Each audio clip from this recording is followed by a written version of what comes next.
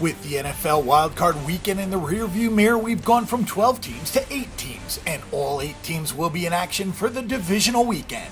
The Atlanta Falcons and Philadelphia Eagles get things underway on Saturday at 4:35 p.m. Eastern Time on January 13th at Lincoln Financial Field. The Falcons are favored by 3 points on the road over the NFC East champion Eagles.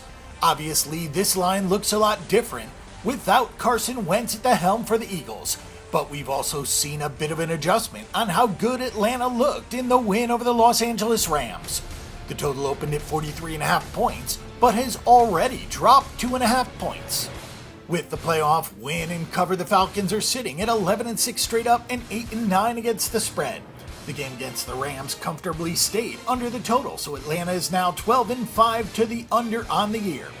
It is the playoffs, so motivations are higher and situational spots are less strenuous. But the Falcons are playing in Philadelphia after playing in Los Angeles last week and will be playing their 4th game on the road in 5 weeks. It is interesting that the Falcons seemed to overwhelm the Rams in the first half, as Los Angeles came off of a pseudo-bye week after resting everybody against the 49ers.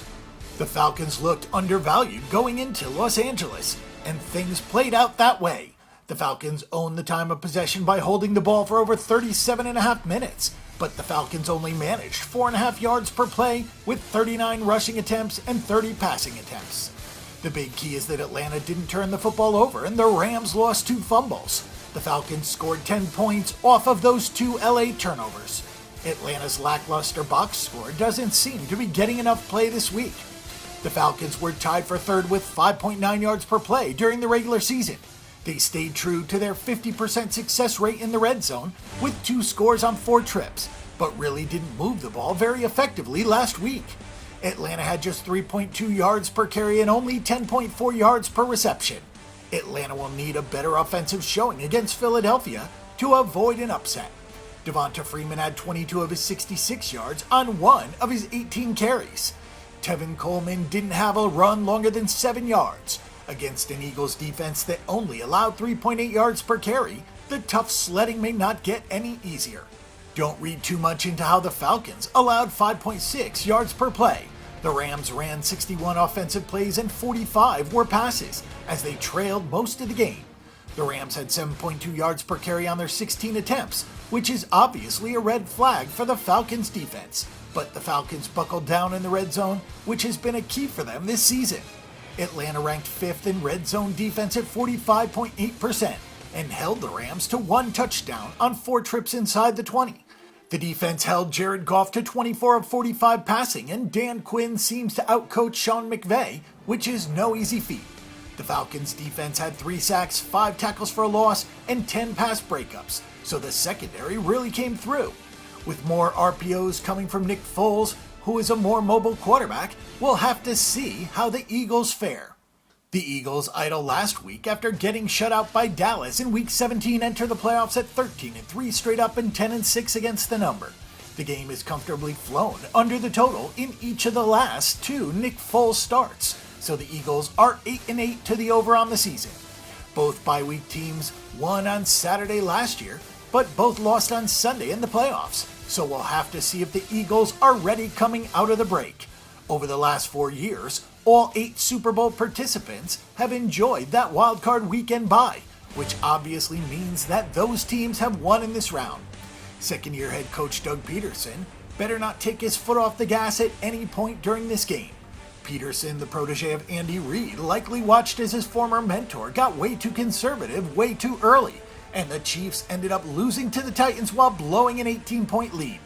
The Eagles had 5.5 yards per play this season, but it is very difficult to look at the full season statistics given that most of them incorporate the play of Carson Wentz. The Eagles only had 341 yards and 5.2 yards per play in the first Nick Foles start after Wentz suffered a torn ACL. Against the Raiders, the Eagles had 216 yards and just 3.5 yards per play. In the regular season finale against the Cowboys, the Eagles watched as Foles went 4 of 11 and exited the game in favor of backup Nate Sudfeld. It certainly wasn't a great look with Foles at the helm. With extra time to prepare Foles, the hope would be that signs of growth are present, but we won't know until the Eagles take their first possession. Betting into that kind of unknown at this stage of the game is risky. What we do know is that Philadelphia's defense should be ready to go. Philadelphia gave up more than 500 yards to the Giants, but wrapped up their regular season by holding the Raiders to 274 yards and 4.3 yards per play. And the Cowboys only had 4.8 yards per play and 301 total. The Eagles were projected to be around a pick'em per the look-ahead lines, but the Falcons are a clear favorite in this game now. Given the ineptitude of the offense late in the year under Foles, it means that the defense will really have to come to play. The Eagles allowed just 5 yards per play this season and had the 5th best adjusted net yards per pass attempt against. What helps the Eagles is that Jim Schwartz gets pressure with his front four and the secondary can worry about the coverage. That's why the Eagles only allowed 10.7 yards per catch, which ranked tied for 7th. Until we see something different from Nick Foles, we have to assume that the Philadelphia offense will keep struggling. The Falcons are in a bit of a tough spot with playoff games on opposite coasts, but this is the playoffs, so those spots don't have nearly as much meaning. The Falcons' defense had a good plan for the Rams and executed well. The offense could be better, and that will be the focus for Steve Sarkisian.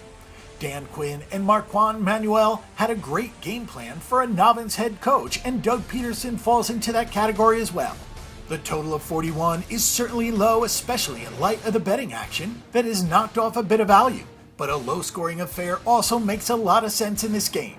Our pick and prediction will be for the Atlanta Falcons at -3 and under 41 points.